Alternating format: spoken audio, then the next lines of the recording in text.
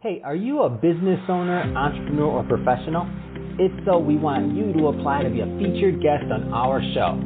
My name is Adam Torres, and I host the Mission Matters series of podcasts. I've recorded over 3,000 episodes, and we are just getting started. How do you know if you'd be a good guest to be on the show?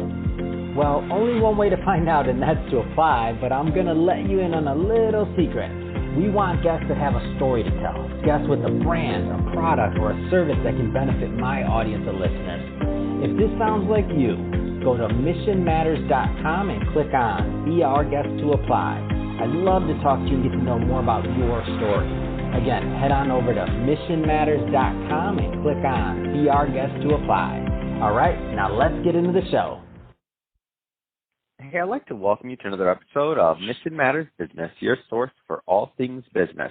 My name is Adam Torres. You can follow me on Instagram at AskAdamTorres. Keep up with my book releases, book tour schedule, signings, all that other good stuff. Always love to connect with you there. And as always, if you'd like to apply to become a co-author of one of my upcoming books, just head on over to the website, missionmatters.com, and click on Become an Author to apply. All right, so today I have Michael Sweeney on the line. He's a partner and CFO over at Wolf Point Group. Michael, welcome to the show. Oh, thank you, Adam. Thanks for having me. All right, so Michael, excited about today's topic. So we will talk about how products get onto retail shelves in the United States. A lot of business owners, entrepreneurs, and executives out there listening, and some may know because they have a couple products maybe on shelves in the U.S. and maybe others have been online and they like to get some products into the brick and mortar. So great topic to have you on for. And maybe just for context, just to get us started, tell us a little bit more about what you're doing over at Wolf Point Group, please. Certainly, thank you. Wolf Point Group it's called a couple different things within a couple different categories of business. We're called a broker within the food and grocery and drug and health and beauty industries. We're called the manufacturer's rep within consumer electronics, within housewares and things like that. Essentially what we are is a third-party outsourced sales and marketing firm. We're here in Minneapolis, in the land of big retail with Best Buy and Target and UNFI distribution, things like that. We find new products out in the world anywhere we can, and we work to get those products in front of buyers on behalf of each of our manufacturing clients to get those products onto a shelf or online for sale. Awesome. What's a typical good fit in terms of type of client to work with Wolf Point Group? So is there specific niches, or is it or size of companies that qualify? I mean, give us a feel for that, because definitely at the end of this, I'll give you an opportunity to leave your website and that kind of stuff, contact, so if people want to follow up. I just want to make sure that the right types of individuals are doing that. Certainly. We work with a very diverse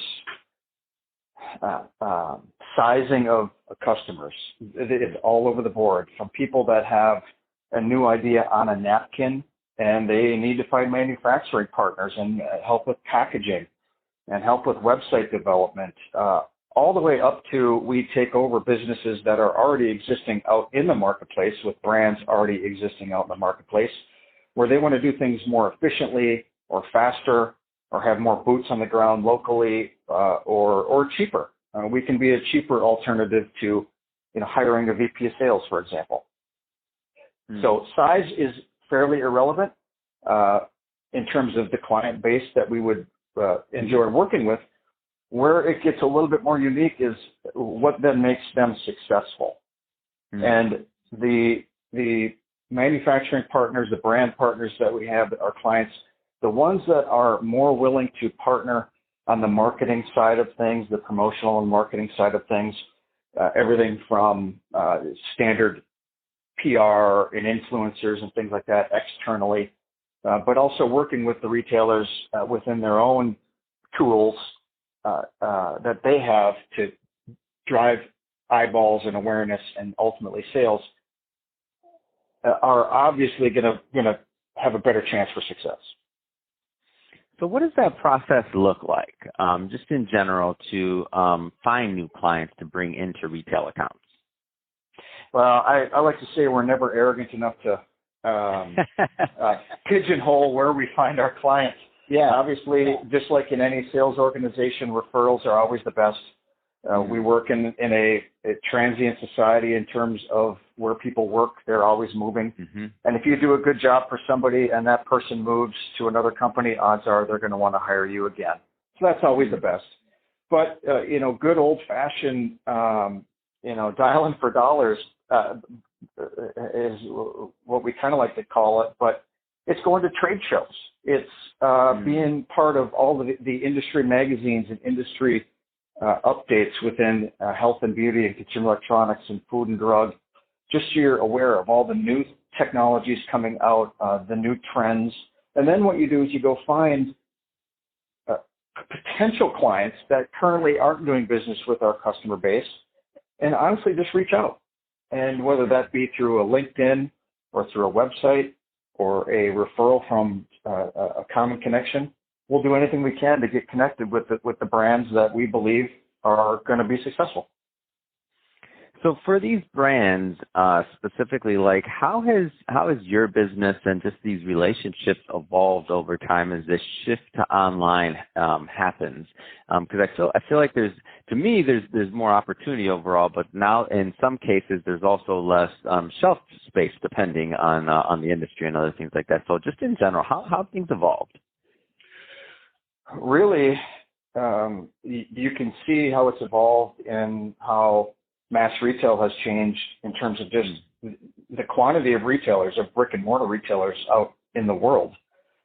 There's, myriad examples of retailers closing.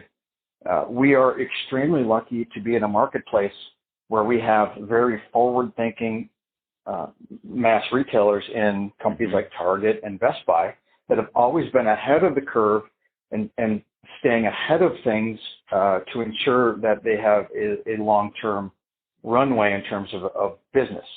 Those two retailers, for example, have done a tremendous job in shifting to the online marketplace.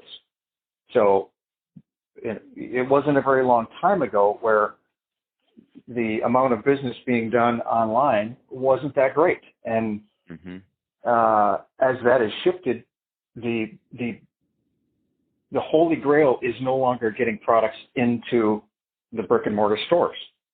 That can certainly increase business, but it also increases risk. So there are more opportunities for manufacturers outside of brick and mortar online. And when we work with companies like Best Buy and Target specifically, we also work directly for clients on Amazon too. But Best Buy and Target, they actually still curate their assortments. So rather than going into a category online and seeing 8 million products that you have to funnel through and choose from, you've got to curate an assortment of the best at those retailers. So there's still a lot of opportunity, and along with the opportunity, because the consumer has shifted to a more of an online purchasing mentality, the sales are there as well. Well, if somebody's listening to this right now and they're thinking, I've wanted to get my product on a shelf in the store. I've been pretty successful online, and I'm thinking about going to a store. Like, what are some of the things they should be considering as they? And obviously, I want them to follow up and connect with you and your team after, so they can have a real conversation. But just to get their mind going on this, like, what are some things they should be considering as a starting point? That's a very good question. And really, the process is very complex, yet it's simple, right? We need to generate interest in their product with the decision maker. That's step one. There are different ways of doing that, obviously, and it's different between retailers on what the most effective way is. Generate interest is really step one. That can take time. So the first thing I would caution new inventors and manufacturers is you're dealing with 800-pound gorillas, and they have systems and structures and orgs in place that really help them limit risk. So what that means is it is a lot slower than everyone thinks. So the first thing I would talk about is generate interest. The second thing I would talk about is patience. Some of the retailers only review product assortments once a year in 1 month out of the year. So if we dismissed it guess what? We got to wait till next year. So patience is key. And obviously, being flexible and working with each independent retailer on the utilization of the programs and processes they have and the marketing and the promotions and things like that they have, the more flexible you can be, the better chance you're going to be successful. And finally, the one that nobody likes to talk about, that we always talk about, is end of life. No product lasts forever. So working with these mass retailers can be a daunting financial risk. So we need to protect manufacturers on the front side from that potential risk, because retailers are going to ask for everything they want. And it's up to us to protect the manufacturers and steer them into things that we know are going to be ROI positive. But at the end of life, when that product gets returned at the shelf, gets pulled from the shelf, gets sent back, there needs to be an awareness and an anti-risk mentality up front to know that that's coming. No product lasts forever. So let's plan for it up front. So where do you see your business going based on some of these industry changes that you've brought up here? Sure. Obviously, things are shifting more and more to online. So what has changed is the way we focus on the manufacturers that we are looking for. Originally, if there wasn't a shot of getting a product in a store, well, then it wasn't that interesting to us. Well, that's no longer the case. It opens up a lot of categories. We could be essentially category agnostic, whether it be for Amazon, Best Buy, or Target, because they're all managed essentially the same. There's some idiosyncrasies, but what we need to do is connect with people that have unique products that are going to bring incremental business to the marketplace, whether that be online or in store, and do the best job we can to put them in the best position to succeed. So we need to do things like content creation, content management, promotional planning, in a much more precise and aggressive way, in order to, again, I keep saying this, put that manufacturer in the best position to succeed. We can't make a customer buy it at a store or online, but what we can do is put it in the best position possible. That's awesome. So, Michael, first off, it has been great having you on the show today to learn more from you and your insights and what you're doing, helping your clients get products onto retail shelves. Still a big deal and still great partnerships there. That being said, if somebody is listening to this and they want more information about Wolf Point Group or to connect with you and your team, what's the best way for them to reach out? The best way is probably to go to our website, wolfpointgroup.com. All very basic spelling there, no funny letters in there or anything. And you can kind of see what we do. You can see an overview of the team and some of the brands and manufacturers that we currently represent. Or you can certainly follow us on all the relevant social media platforms. You can search us on Facebook, LinkedIn under Wolf Point, and our Twitter handle is WolfPointTweet.